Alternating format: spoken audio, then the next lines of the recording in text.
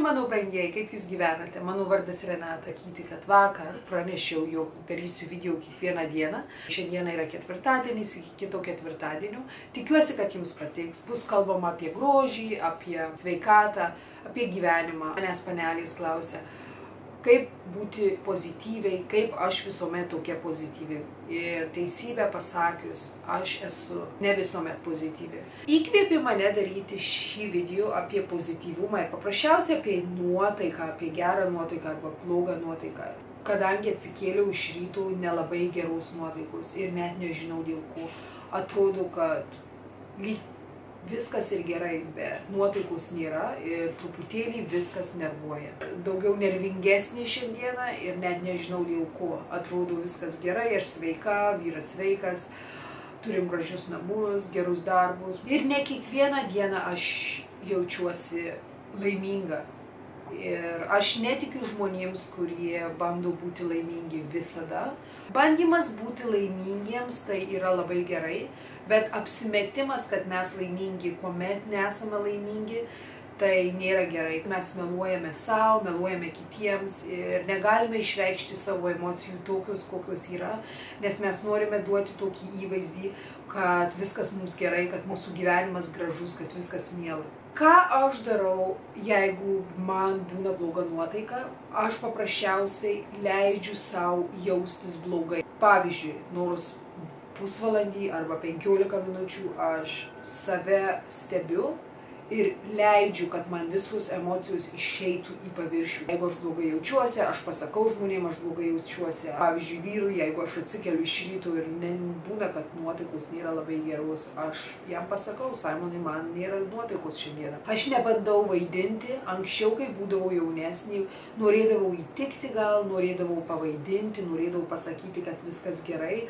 Labai dažnai mes matome žmonių, turbūt Instagrame, Facebook'e, kur atrodo gyvenimas tiesiog rožėm klotas, labai gražus, labai nuostabus. Ir mums duota kaip slėgį savyje ir mes galvojame, o kodėl mes negalime taip gyventi, kodėl mes negalime tokių gražių namų turėti, tokio gražaus kūno, būti tokie linksmi, tokių gražių santykių. Bet aš supratau vieną dalyką, kad labai daug žmonių įdeda tai, ką mes norime matyti, o ne taip, kaip yra. Dėl to ir aš nusprendžiau daryti video tokie, kokie jie yra ir nesuvaidinti ir parodyti gyvenimą toks, koks yra. Dabar yra geriau, bet anksčiau labai dažnai aš atsikeldavau blogos nuotaikos ir nežinodavau, ką daryti. Atrodydavau, kad viskas nervuoja ir kartais būna iki dabar. Aš paprasčiausiai leidžiu savo pasijausti blogai ir po to aš save susigriebiu į rankas, pasidarau karštos kavos, arbatos, gal paprasčiausiai paguliu vonioje ir bandau prisiminti visus gerus dalykus, kuriuos aš turiu ir apžvelgti savo gyvenimą kaip išorinis žmogus. Prisiminkite, kad gyvenime bus dalykų, kurie jūs sunervuos, kad jūs blogai jausitės kai kuriuose situacijose ir nereikia visko labai daug sureikšminti. Kartais gyvenime mes nesijaučiam gerai ir tai nieko blogo.